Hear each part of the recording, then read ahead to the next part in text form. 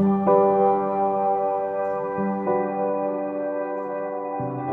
कोई सरकार, ना हमारे यहाँ की सरकार, ना दिल्ली की सरकार, कहीं की सरकार मजदूरों को तो वो अपने हाल पे छोड़ दिया भगवान के भरोसे। हम भगवान के भरोसे हैं।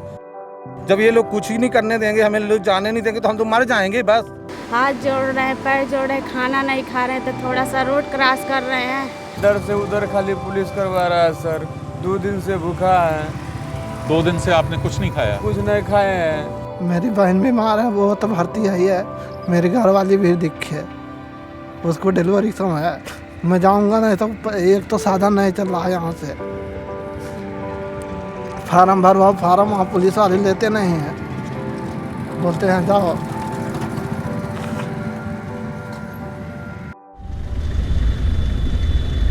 आज हम एक बार फिर से NH-24 पर हैं। औरंगाबाद में हुए दर्दनाक रेल हादसे से पूरा देश दुखी है, लेकिन इतने बड़े हादसे के बाद भी यहाँ NH-24 पर सैकड़ों मजदूर पैदल और साइकिलों से घरों को जाते हुए दिख रहे हैं। सरकार के आश्वासनों के बावजूद आखिर ये मजदूर इतनी गर्मी और तकलीफ सहकर भी अपने घरों को क्यों लौट रहे हैं? स्वराज एक्सप्रेस की टीम आज यही जानने समझने के लिए निकल पड़ी है।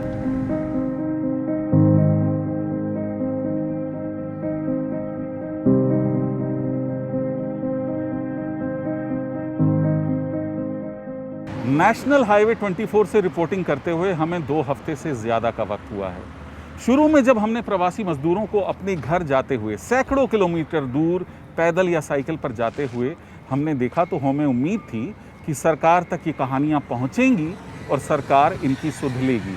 इस बीच सरकार ने ट्रेन चलाने का फैसला भी किया, लेकिन आज 40-42 दिन के बाद भी बहुत से मजदूर हमें दिख रहे हैं जो कि पैदल जा रहे हैं। अब जो हम एक चीज़ देख रहे हैं कि लोग अपने छोटे छोटे बच्चों के साथ भी बिहार तक पैदल जाने को तैयार हैं। ये हमारे साथ में नीतीश कुमार जी हैं। 2 छोटे छोटे बच्चों के साथ देखिए, एक की उम्र 5 साल है, एक की उम्र 3 साल है। इनके साथ पटना जाने को तैयार हैं। हम इनसे थोड़ा बात करके समझने की कोशिश करेंगे कि स्थिति क्या है, क्यों जा रहे हैं आप इतनी दूर पैदल? सर हम लोग के पास खाने पीने का कुछ नहीं है सर, राशन पता कुछ नहीं है सर। रूम पे गाँव में भूखे मरते सर। आप 1000 किलोमीटर पैदल कैसे जाएंगे? सर कैसे भी चले जाएंगे सर, हम लोग को मजबूरी है जाना। नहीं, बच्चे पैदल चल पा रहे हैं? नहीं सर। तो बच्चे कैसे चलते हैं? उसको ले लेते हैं गोद में सर। गोद में लेते हैं जी। दोनों बच्चों को? जी। तो यानी कि आप 1000 किलोमीटर दोनों बच्चों को गोद में या कंधे पे लेकर चलेंगे? जी जी। तो ये देखिए, ये स्थिति है यहाँ पर नेशनल हाईवे 24 पर। मुझे वाकई समझ में नहीं आ रहा कि इस पर क्या कहा जाए। इन छोटे बच्चों को देखिए, इनको ये पता भी नहीं है कि ये किस मुसीबत में पड़े हैं। मजबूरी में ये बाल बच्चेदार मजदूर अपने गांव को निकल तो पड़े, लेकिन इन छोटे बच्चों के साथ सैकड़ों किलोमीटर का पैदल सफर करना आसान नहीं है। तकलीफ की बात यह है कि कोरोना के डर से ये परिवार ना तो कहीं बसेरा कर सकते हैं और ना ही रास्ते में कोई ढाबा खुला है। आपके पास में कुछ रुपया पैसा है कि नहीं? नहीं सर, हम लोगों के पास कुछ भी नहीं रुपया सर। बिल्कुल नहीं है? नहीं। 100, 200, 500 रुपया? ऐसे तो हो गए सर। 100, 200, 500 रुपया है जी। जो कि आप खर्च नहीं करना चाहते। आप सोच रहे हैं कि बुरे वक्त में जी वो काम आए आपके। जी जी। ठंडे वक्त पे क्यों नहीं चले आप? ठंडे वक्त में चलेंगे तो पुलिस भी मारते हैं सर। अच्छा, ठंडे वक्त पे चलेंगे तो पुलिस मारेगी? पुलिस मारेगी। आपने कभी सोचा था कि ऐसी नौबत आएगी? नहीं सर, कभी लाइफ में अपनी नहीं सोचा था कि ऐसी नौबत आएगी। हमारे बगल में कोरोना आ गया था। अच्छा। रूम के बगल में। अच्छा। हम लोग डर गए थे। ठीक है। क्योंकि मान लो हम भी लोग इतना आदमी हैं, हाँ। किसी को एक को हो जाएगा तो सब लोग का हो जाएगा। सब लोग का हो जाएगा तो बचना नामुमकिन हो जाएगा सर। तो इसीलिए हम लोग का खाने पीने का भी दिक्कत थी। हम लोग भाग चले वहाँ से। क्या करें सर, कोई दूसरा रास्ता नहीं था।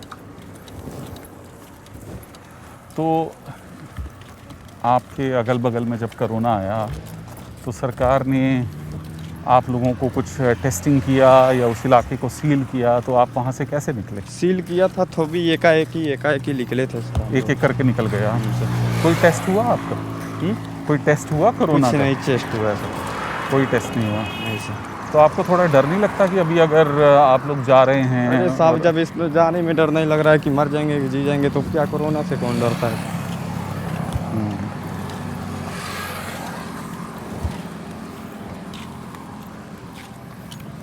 तो ये भी हो सकता है कि कोरोना आपके साथ में गांव चला जाए अब आपके। बताइए तब उसके लिए हम क्या करें?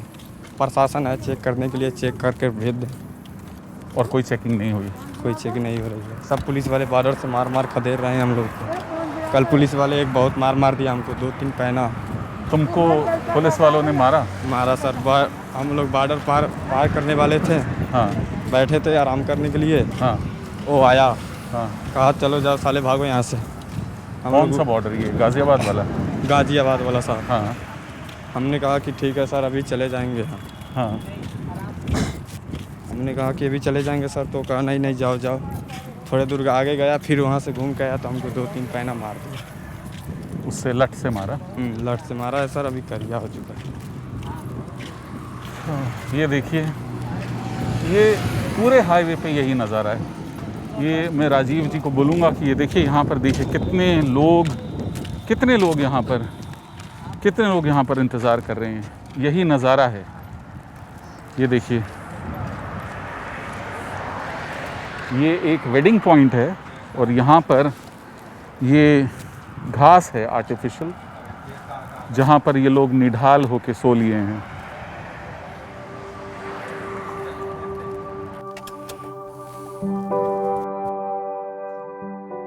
इस बीच रेल हादसे के बाद प्रशासन अब ज्यादा सख्त नजर आ रहा है। घर लौटने वाले प्रवासी मजदूरों को किसी भी बैरियर के आगे जाने नहीं दिया जा रहा।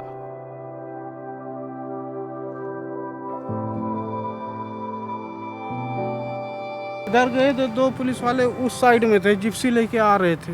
अच्छा। तो जिप्सी लेके आ रहे थे तो उनको हमारे सबको रोके, तो आए, रोड पार करके आए। हम नहीं गए पार करके, वो खुद ही आए।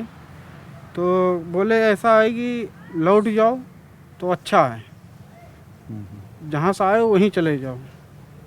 जब वहाँ पे पहुँचते हैं तो सिर्फ पुलिस वाला डंडा चलाता है, ये नहीं पूछता है कि तुम जो इतना परेशानी होकर आ रहे हो, खाना खाए हो कि पानी पिए हो कि नहीं पिए हो, इस सब से उसको कोई मतलब नहीं है। सीधा जिधर से आया, जहाँ से आया वहाँ चले जाते। 2-3 लड़के का हाथ फुला दिया, तोड़ दिया। सीधा वो लट चलाता है। आज सुबह ट्रेन का वो दिल दहलाने वाला हादसा हुआ जिसमें औरंगाबाद में 16 मजदूर अपनी जान गंवा बैठे। 2 दिन के बाद हम फिर से उसी जगह पर हैं जहां पर हमने रेलवे ट्रैक पर सैकड़ों मजदूरों को यहाँ से अपने घरों की ओर जाते हुए देखा था। इस समय ये 2-3 दोस्त हैं हमारे साथ में, ये बता रहे हैं कि अब इनको ट्रेन ट्रैक पर भी जाने की इजाज़त नहीं दी जा रही। ये बताइए, अब क्या बोल रहे हैं आपको ये पुलिस वाले यहाँ पर? बोले कि आप इधर से जाइए, रेल की पटरी से नहीं जाना, इधर से निकल जाइए। सब लोग ये सवाल पूछ रहे हैं कि मजदूर सड़क छोड़ के रेलवे ट्रैक पे गए क्यों? अगर वो नहीं जाते, रेलवे ट्रैक पे नहीं सोते रात को, सर आप तो हादसा नहीं होता। देखिए, जितना आपकी समझ उतना हमारी समझ नहीं है। मैं मजदूर आदमी, उसी हिसाब से मेरी समझ है। अब डर बहुत बड़ा चीज़ होता है। अब जैसे मैं यहाँ दिल्ली में पड़ा, हमारा फसल ख़राब हो रहा, हमारा गन्ना 1 साल में होता है, अब वहाँ भी सूख रहा। सर फैक्ट्री बंद होने वाली है, 10 तारीख डेट दे दिया, बहुत ज़्यादा बढ़ाएगा तो 15 कर देगा, वो मेरा सालों भर का कमाई हो जाएगा। इधर हम अपना बाल बच्चों को अपना फटे पुराने कपड़ा लेता, इधर कमा लेता, वो भी गया, और उधर का भी चला जाएगा तो हम तो बेमौत मर जाएंगे। सर बताइए, आप ही सोचो, जब फसल में भी हमको एक दाना नहीं मिलेगा और इधर भी कुछ नहीं, तो बताओ हम क्या खाएंगे, क्या करेंगे? मेरी बहन बीमार है, वो तो भर्ती आई है। मेरी घर वाली भी दिक्कत है, उसको डिलीवरी समय है। मैं जाऊंगा नहीं तो एक तो साधन नहीं चल रहा है यहाँ से।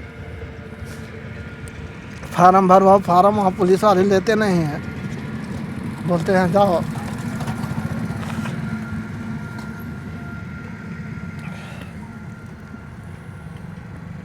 आपने घर में फ़ोन करके बात की उनसे मोबाइल पे? बात हुई थी। क्या बोले वो लोग? क्या बोल रहे थे कि मत आना, मेरा यहाँ मन नहीं लग रहा, 2 लड़की हैं, फिर मन नहीं लग रहा है यहाँ। 1.5 महीने से बैठा हूँ, ना काम ना नाम।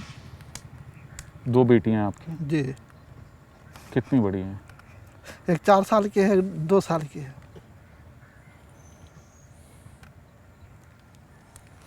और आपको जाना कहाँ है? बहराइच जाना है। बहराइच जाना है। जी, बहराइच जाएंगे। तो बहराइच से फिर क्या बोलते दक्षिण साइड में जाएंगे, रानीपुर थाना। ये आप अंदाज़ा लगा सकते हैं कि ये, क्या नाम है भैया आपका? विनोद कुमार। विनोद जी बेलदारी करते हैं, धूप में खटते होंगे, गारा ईंट उठाते होंगे और अंदर से एकदम मजबूत लोग हैं ये। अगर विनोद जी जैसे हट्टे कट्टे और मजबूत मजदूर के आंखों में आंसू आ गए तो यानी कि विपदा बहुत बड़ी है। कुछ कहना चाहते हो आप? ना आप सर, बस कह दिया, क्या कहूँ, जो कहना था बोले।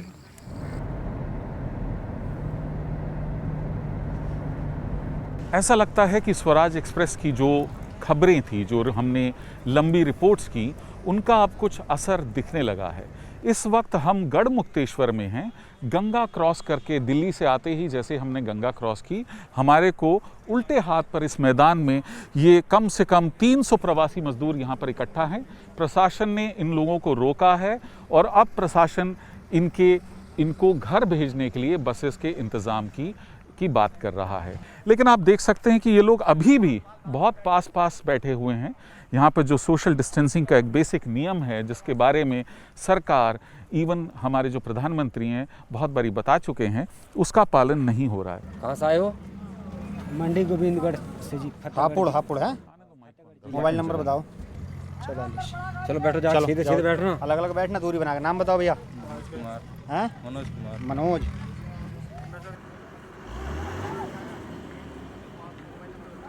मैं ये जानना चाहता हूँ कि ये जो बसेस का अरेंजमेंट आज यहाँ पर हुआ है, हाँ, ये कितने दिन से है? ये हम लोग पर डे करते हैं।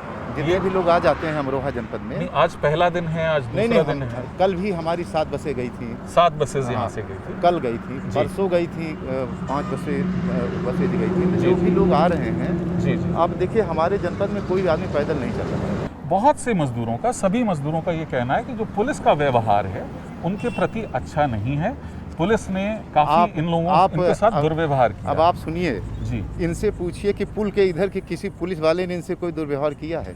किसी को कुछ शिकायत हो तो आपके जनपद में ये मजदूर कहाँ जाकर अपनी शिकायत दर्ज करा सकते हैं, अगर मान लीजिए किसी को कोई तकलीफ हो?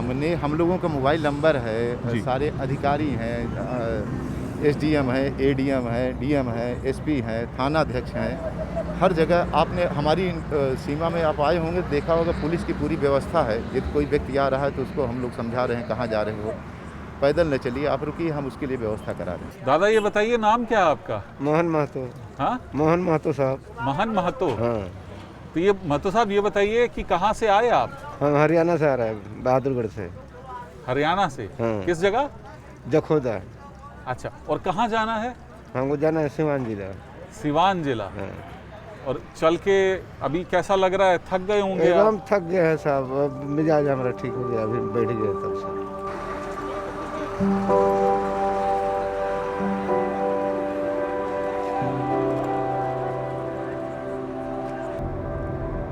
जो खुशकिस्मत रहे उनकी राह तो थोड़ी आसान हो गई, लेकिन अभी भी देश भर में लाखों करोड़ों मजदूर ऐसे हैं जो अपने घरों को वापस जाना चाहते हैं। लाखों ऐसे हैं जो बीच रास्तों में फंसे हैं। ये बसें उम्मीद की एक किरण तो जगाती हैं, लेकिन रास्ता अभी बहुत लंबा है। औरंगाबाद रेल हादसे के बाद प्रशासन इन प्रवासी मजदूरों को लेकर थोड़ा संजीदा हुआ है और थोड़ा सख्त हुआ है। अभी हमने देखा कि इनको बसों में भरकर इनके गांव शहर भेजा जा रहा है, वहां पर छोड़ा जा रहा है, लेकिन आज सड़कों पर ये प्रवासी मजदूर नजर नहीं आ रहे हैं। हमें ये बताया गया है कि जिस किसी बैरिकेड पर ये पहुंचते हैं उसके आगे इनको जाने नहीं दिया जा रहा है। हम दिल्ली की तरफ चलेंगे और देखेंगे वहां क्या हाल है, क्योंकि वही वो जगह है जहां पर कि प्रवासी मजदूर अपनी यात्रा शुरू करते हैं।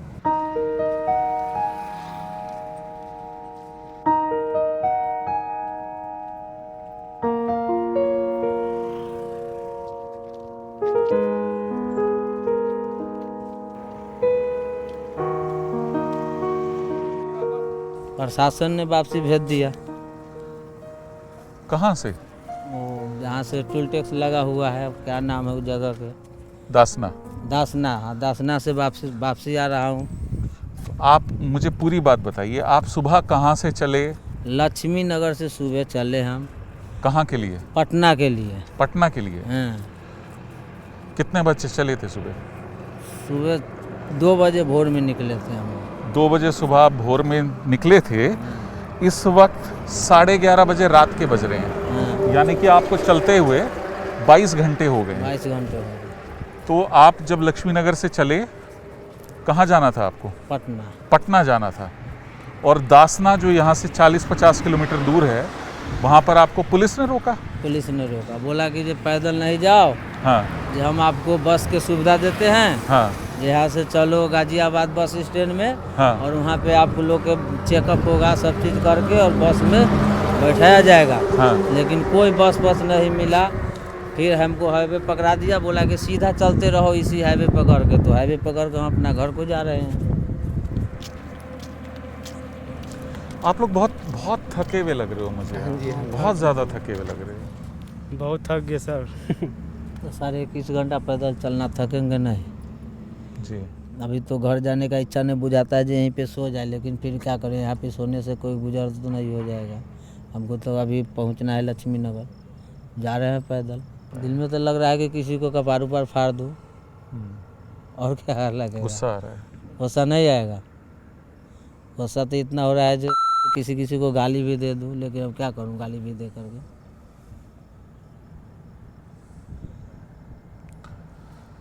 जब ना कोई ट्रेन है ना कोई बस दे रहा है, पैदल भी निकल रहे हैं तो घुरा ही दे रहा है, तब क्या करें, घुट घुट के मरेंगे यहीं पे।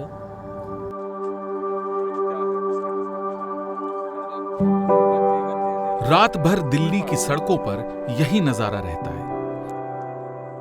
जगमगाती रोशनी के बीच सैकड़ों मजदूर या तो तेज कदमों से अपने गांव की तरफ जाते दिखाई देते हैं, या फिर थक कर निढाल होकर फुटपाथ पर नाउमीद होकर बैठ जाते हैं। इस समय हम दिल्ली के बिल्कुल बीचे बीच में हैं। ये सामने मेरे अक्षरधाम मंदिर है, और ये पीछे आप देखिए, ये जो बैरिकेड है ये यमुना ब्रिज के ऊपर है। और मैं राजीव से बोलूँगा, राजीव ये दिखाइए जरा, आप देखिए कितने सारे लोग हैं। ये सभी लोग, मुझे बताया जा रहा है कि एमपी के जिला टीकमगढ़ में जाने के लिए घर से निकले हैं। कहाँ से आ रहे हैं आप? हम गाजियाबाद से आ रहे हैं सर। गाजियाबाद से आ रहे हैं। और इस समय रात में, इस समय 1:45-2 बज रहे हैं सर। अब कम 600-700 किलोमीटर करना है, तो चाहे 2 बजे चाहे कितने ही बजे जाना तो है, कुछ जेब में बचा नहीं, ना तो भूखा नहीं मर जाएंगे। ये देखो छोटे छोटे बच्चे हैं, तो क्या करेंगे हम लोग यहाँ पे। जैसे 2 महीना होने वाले हैं, ना सरकार सुन रही, ना हमारे यहाँ की सरकार सुन रही कि इनको भेजो। कोई बार तो हमने गांव में भी कर रखा हूँ ऑनलाइन, यहाँ दिल्ली में भी कर रखा, कोई ने नहीं सुनवाई। फिर क्या करें, हमारे क्या भूखन प्यासन, अब कुछ बचा नहीं है। मकान मालिक के जहाँ मकान मालिक के वो मकान मालिक क्या करे, कहाँ हम लोग खाने को कौन दे। अभी भूखन प्यासन सब लोग मर रहे तो जा रहे। आप मुझे एक बात बताइए, सरकार का तो ये कहना है कि हम राशन सर दिल्ली वालों को दे रहे हैं ना, हम लोग तो बाहर के हैं, हम लोगों को कहाँ से दे रहे। हमारा तो आप कोई ये कह रहे हैं कि आपके पास राशन कार्ड नहीं है? नहीं, कुछ नहीं है, इसलिए आपको नहीं मिल रहा। हम लोगों को कहाँ से मिलेगा। हमारा ऑनलाइन कहते हैं ऑनलाइन करो, ऑनलाइन हमारे बस की थोड़ी है, क्या करने ऑनलाइन, इतना पढ़े लिखे या नहीं है। नहीं, लेकिन वो जो एक मिनट जो पका हुआ खाना है वो सर, वो तो स्कूलों में उनको जो मिल रहा है, वहाँ जाते हैं तो कहते खत्म हो गया। कहीं भी वो कोई कहाँ से मिल पा रहा है। मजदूरी अब लग नहीं रही कि यहाँ मजदूरी करें अपना पेट भरें। अब तो घर जाना है, कुछ बीवी बच्चे माँ बाप घर पे पड़े हैं, हम यहाँ हैं। वो वहाँ एक जने के तो पिताजी ख़त्म हो गए कल, वो भी नहीं पहुँच पा रहे। कैसे जाएंगे, क्या करेंगे फिर। आप करते क्या? हम सर पेंट का काम करते थे, दहाड़ी बेलदारी। हाँ, पेंटर हैं। हाँ जी। और ये सारे लोग जो आपके साथ में हैं, मैं देख रहा हूँ सब ये मजदूर लोग हैं, सब दहाड़ी मजदूर हैं। आप सबको जानते हैं? हाँ जी, ये सब हमारे जिले के हैं। हमारे कोई इस गांव के हैं, कोई उस गांव के, कोई दूसरे गांव के हैं जी, ऐसे हैं। माने हैं हमारे जिले के, और सारे पास के हैं। जैसे कोई एक गांव यहाँ हो गया, एक गांव यहाँ हो गया, एक आगे हो गया, ऐसे गांव के हैं सब। तो विनोद जी, आप ट्रेनों के चलने का क्यों नहीं इंतजार करें? सर अब कुछ बचा नहीं है, भूखन मर जाए। तुम देखो ये छोटे छोटे बच्चे क्या खिलाएंगे इनको, कैसे रहेंगे ये बताओ। हम लोग सबसे छोटा बच्चा कितनी उम्र का? जरा तुम मुझे वो देखो, वो मुझे एक साल का भी नहीं है अभी। देखो ये देखो, ये बेटी खड़ी हो ना, देखो ये देखो, ले ये नहीं, देखो ये देखो, अभी दो बच्चे हो इधर के, ये सारे बच्चे हैं। तो आप ये कह रहे हो कि स्थिति वाकई बहुत सर खराब बहुत हो गंभीर है सर। हम लोगों के पास कुछ भी नहीं है, इतने लोगों के पास पैसा कुछ नहीं बचा खाने के लिए, नहीं माँ बाप वहाँ रो रहे हैं जहाँ बुलाने के लिए कि बेटा, चाहे कोई का घर ऐसे है, किसी का पिताजी खत्म हो गए, वो भी नहीं जा पा रहे हम लोग। और सरकार ना हमारे शिवराज सिंह सुन रहे हैं, ना यहाँ केजरीवाल भेज रहे हैं, कोई सरकार किसी की नहीं सुन रही है कि इन्हें को मजदूरों का तो कोई है ही नहीं है। मजदूरों का ये नहीं है कोई कि हमें वहाँ भेजो मजदूरों को, ना कोई सरकार, ना हमारे यहाँ की सरकार, ना दिल्ली की सरकार, कहीं की सरकार मजदूरों को तो अपने हाल पे छोड़ दिया भगवान के भरोसे। हम भगवान के भरोसे हैं और किसी के वो नहीं है कि हमें कोई मर जाएंगे तो हम, अगर यहाँ आप ये लोग नहीं जाने देंगे, ये नहीं जाने तो मर जाएंगे हम जमुना जी में, या वैसी फांसी लगा के मर जाएंगे। जब ये लोग जाने नहीं देंगे तो क्या करेंगे फिर हम लोग? जब ये लोग कुछ ही नहीं करने देंगे, हमें लोग जाने नहीं देंगे तो हम तो मर जाएंगे बस। हमारे पास वो उपाय तो है नहीं, हमारा तो भगवान है। जो पास पैसे थे उसी में खा लिया, उसी में सब कुछ कर लिया। अब नहीं पैसे हैं, किसी से ले दे के थोड़ा बहुत बच्चों को रास्ते में पानी तो पिला ही लेंगे, चले जाएंगे। और तो कुछ सारा है नहीं। कोई रास्ते में खाना दे दे, कोई रास्ते में मदद दे दे, कोई तो नहीं है ना देने वाला। अब तो अपने पैरों से अपनी मुसीबत खुद काटनी है। तो इतने छोटे बच्चे के साथ में 500, 600, 700 किलोमीटर चलने को तैयार हैं आप? हम लोग किराए से रह रहे थे, तो हम मालिक ने तो बोल दिया था किराया नहीं लेंगे भैया, जितने दिन रहोगे रह लो। खाना पीना भी कुछ दिन देते रहे मालिक मुझे बहुत बढ़िया मिले वहाँ की, लेकिन सरकार से मुझे कुछ नहीं मिला है, कभी भी नहीं मिला। मालिक से हम कितने दिन तो मांग नहीं सकते बाबूजी, मुझे इस चीज़ की कमी है। कभी उनने आटा दे दिया तो कभी चावल दे दिया, हम लोग ले लेते, मुझसे 1-2 दिन मांग लेते, कम से 2 महीने हो गए, कब तक मांगते रहेंगे? तो अच्छा नहीं लगता था मुझे मांगना।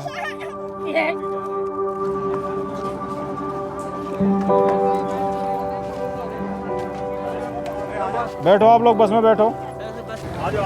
कहाँ ले जा रहे हैं सर हम लोगों को? आ जाओ, तुम्हारा इंतजाम भी तो करेंगे और यहाँ नाम नहीं होगा। तो कौन सी जगह ले जा रहे हैं तो बताएं। बैठोगे तो बैठोगे। इनको कहाँ ले जाया जा रहा है, कुछ आइडिया है आपको? इनके लिए भाई साहब देखो, हकीकत तो यह है कि दिल्ली में किसी भी सेंटर में जगह नहीं है, किसी भी रिलीफ कैंप में जगह नहीं, जगह सब नहीं फुल है। है। इनको समझा के इनको वापसी भेज रहे हैं बॉर्डर तक, क्योंकि बॉर्डर से आगे हमारी गाड़ी नहीं जा सकती। गाजियाबाद बॉर्डर पे इनको दोबारा छोड़ देंगे आप? तो इन लोगों को बताया क्यों नहीं कि कहाँ ले जा रहे हैं? ये आसपास के हैं, ये लोकल के हैं। नहीं, लेकिन उनको बताया नहीं ना कि कहाँ ले जा रहे उनके घर छोड़ रहे हैं। हैं? घर छोड़ेंगे। कौन है ड्राइवर? चलो ना, बैठो। ये देखिए कि ये लोग सब अब जा रहे हैं यहाँ से, लेकिन हैरानी की बात यह है कि इनमें से किसी को भी नहीं पता कि इनको कहाँ ले जाया जा रहा है।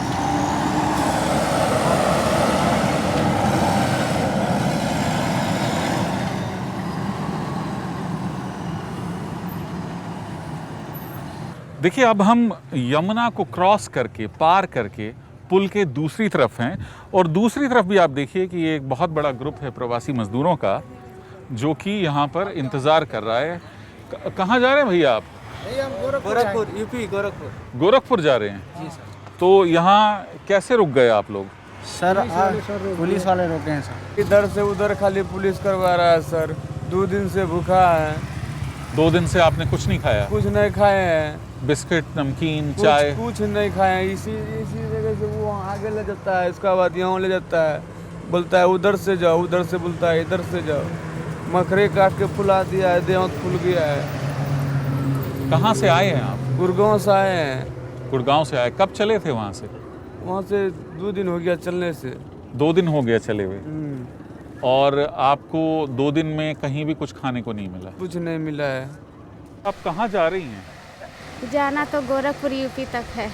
गोरखपुर जाएंगी? हाँ। तो आप चली कहाँ से हैं? नागलोई मुंडिका से दिल्ली। नागलोई से? हाँ। और यहाँ नागलोई से आगे मुंडिका है। मुंडिका से? हाँ। तो आप यहाँ कितना टाइम लग गया आपको यहाँ पहुँचने? हम लोग 3 दिन से आ रहे हैं। 3 दिन से? हाँ। आप 3 दिन में मुंडिका से सिर्फ यहाँ पहुँची हैं? अरे तो आते साहब, लेकिन क्या करें, रोक रहे हैं पुलिस वाले, नहीं आने दे रहे हैं। अब रात भर ऐसे रोड पर गुजारा कर रहे हैं, हाथ जोड़ रहे हैं, पैर जोड़ रहे हैं, खाना नहीं खा रहे हैं, तो थोड़ा सा रोड क्रॉस कर रहे हैं, वहाँ यमुना से लोग घुमा दिए, यमुना नदी हम लोग पार कर चुके थे, वहाँ से बॉर्डर पर से घुमा दिए, फिर इस रास्ते से आए हैं।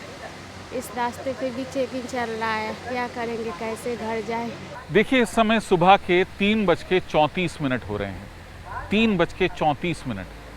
ये जो प्रियंका दीदी हैं हमारे साथ में, ये सारी रात ऐसे ही खड़ी रही हैं, बच्चे को गोद में लेकर, सोई नहीं हैं।